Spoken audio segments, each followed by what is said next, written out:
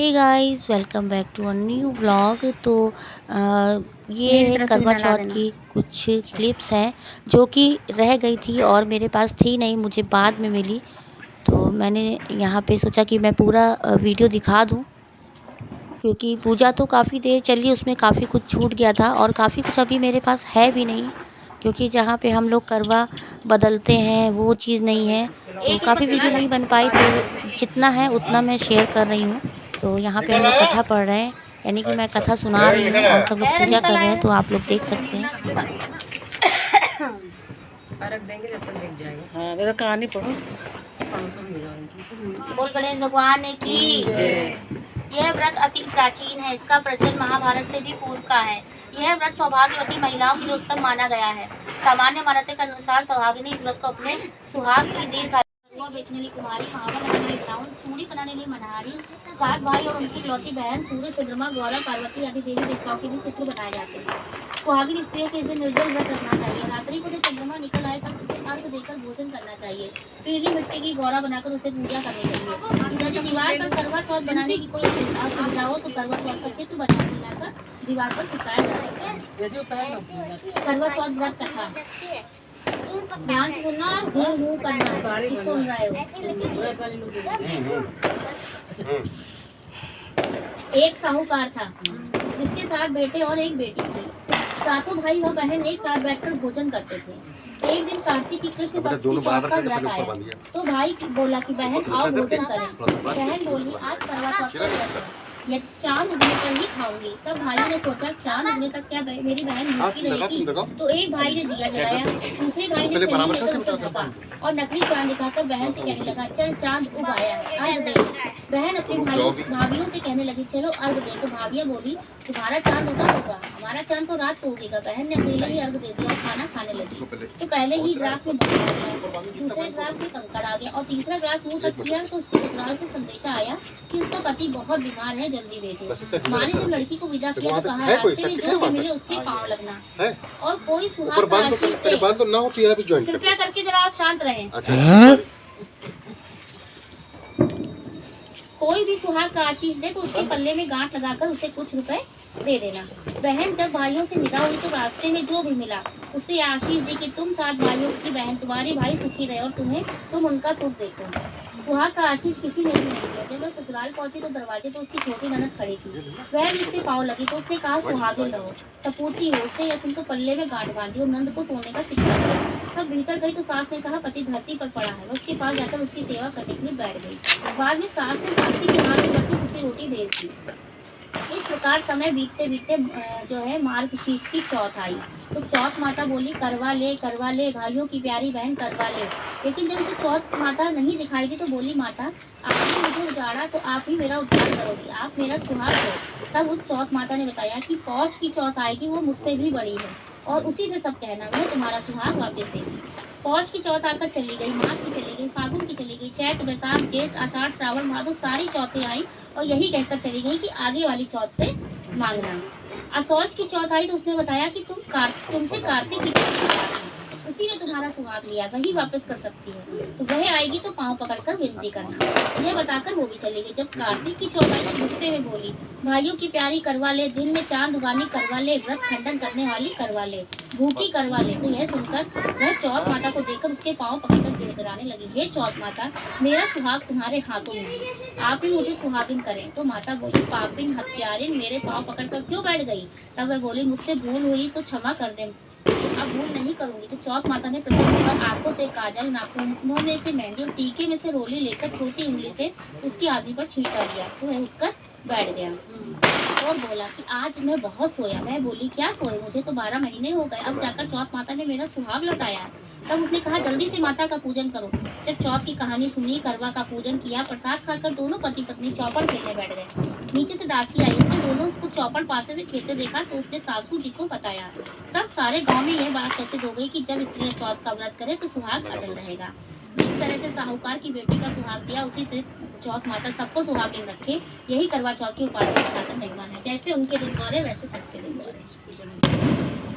हाँ सब थोड़ा चढ़ाओ, दूसरा ले लो और बत्ती जलाओ, उनको भी लाओ।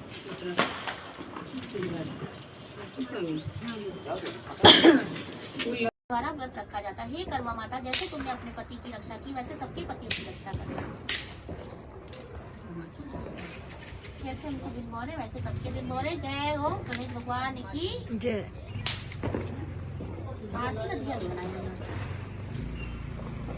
बनाया मैंने बनाया है। आरती का है ना?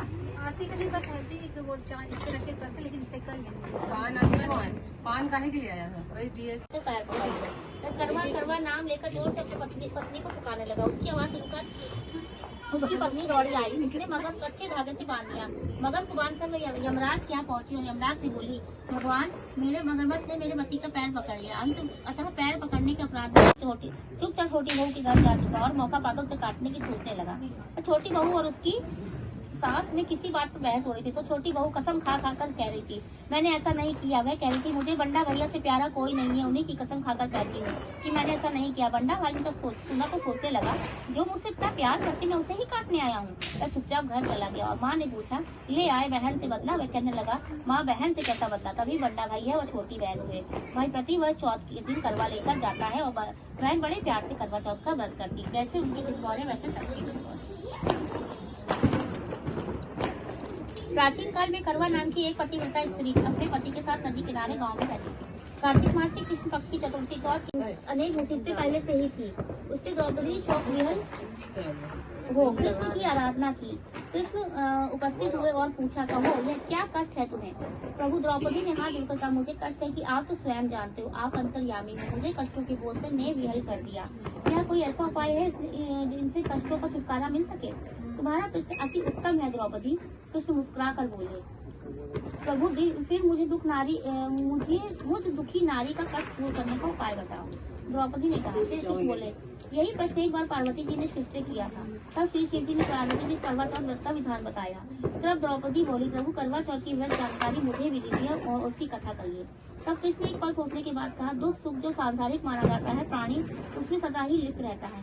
मैं तुम्हें यह उत्तम करवा चौथ व्रत की कथा सुनाता हूँ, इसे ध्यान से सुनो। प्राचीन काल में गुणी विद्वान धर्मपरायण एक ब्राह्मण रहता था। उसके 4 पुत्र तथा गुणवती सुशील पुत्री थी। पुत्री ने विवाहिता होकर चतुर्थी का व्रत किया, किंतु चंद्रोदय से पूर्व ही उसे क्षुधा ने बाधे कर दिया। इससे उसके स्नेही भाई ने छल से पीपल की आड़ में कृत्रिम चंद्रमा बनाकर दिखा दिया।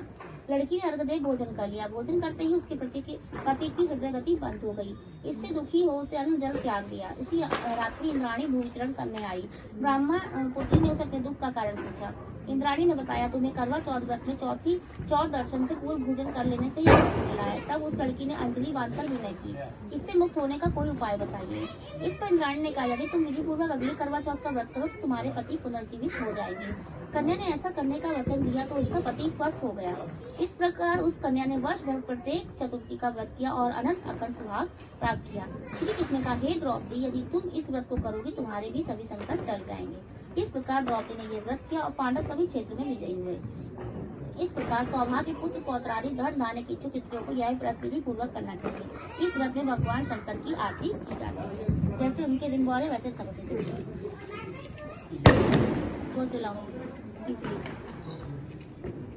एक ब्राह्मण परिवार में 7 बहुएं थी। 6 बहुओं के मायके वाले बहुत अमीर थे। इसी कारण ससुराल में उनका बड़ा मान था। परंतु छोटी के मायके में कोई नहीं था। घर का सारा काम करती, सबकी सेवा करती, पर कोई काम ही नहीं करता। सभी दूध काटते रहते। 30 त्योहार पर जब उसके मायके से कोई ना आता तो बहुत दुखी होती। हर वर्ष की तरह इस वर्ष भी करवा चौथ का व्रत आया। अनधन को आँख देते कोई को काया, बाधन को पुत्र देते निर्धन को माया। जय गणेश जय गणेश जय गणेश देवा, माता रति पार्वती पिता महादेवा। हार चढ़े फूल चढ़े और चढ़े मेवा, लड्डुअन का भोग लगे संत करे सेवा।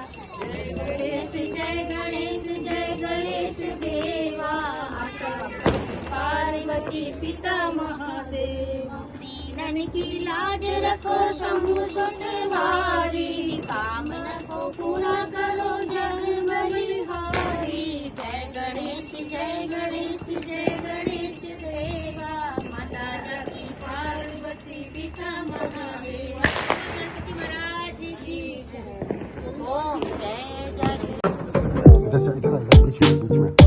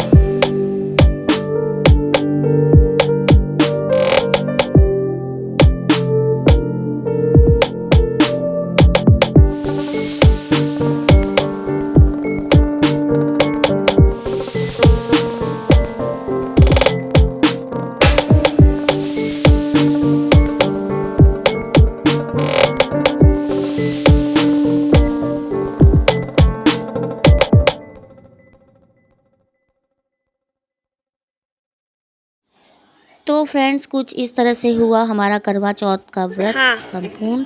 और उसके बाद हमने जलाए पटाखे, खूब इंजॉय किया, खूब मस्ती की।